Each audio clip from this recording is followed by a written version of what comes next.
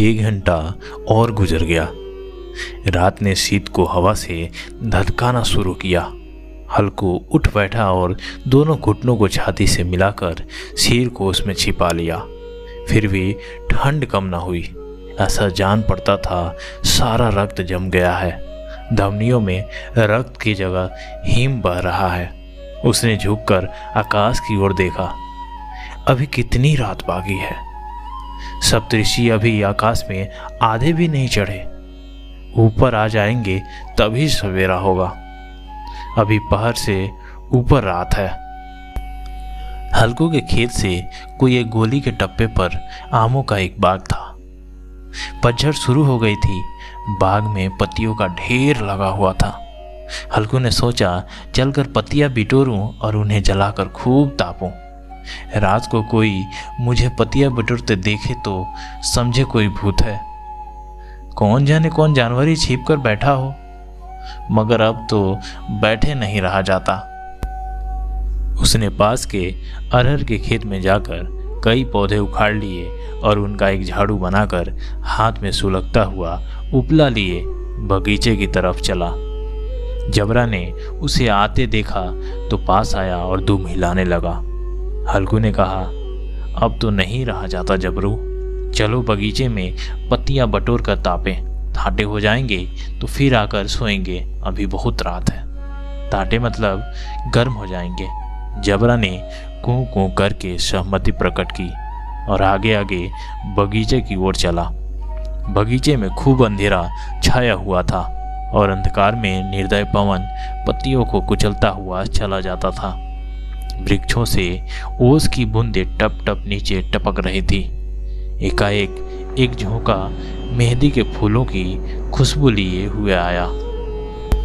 हल्कू ने कहा, कैसी अच्छी महक आई जबरू, तुम्हारे नाक में भी तो सुगंध आ रही है। जबरा को कहीं जमीन पर एक हड्डी पड़ी मिल गई थी, उसे छिचोड़ रहा था। हल्कू ने आग जमीन पर रख दी और पत्तियां बटोरने लगा। जरा देर में पत्तियों का ढेर लग गया। हाथ ठिठुरे जाते थे, नंगे पांव गले जाते थे और वह पत्तियों का पहाड़ खड़ा कर रहा था। इसी अलाव में वह ठंड को जलाकर भस्म कर देगा। थोड़ी देर में अलाव जल उठा। उसकी लौ ऊपर के वृक्ष की पत्तियों को छू छू कर भागने लगी। उस अस्थिर प्रकाश में बगीचे के विशाल वृक्ष ऐसे मालूम होते थे मानो उस अथाह अंधकार को अपने सिरों पर संभाले हुए हों। अंधकार के उस अनंत सागर में यह प्रकाश एक नौका के समान हिलता मचलता हुआ जान पड़ता था।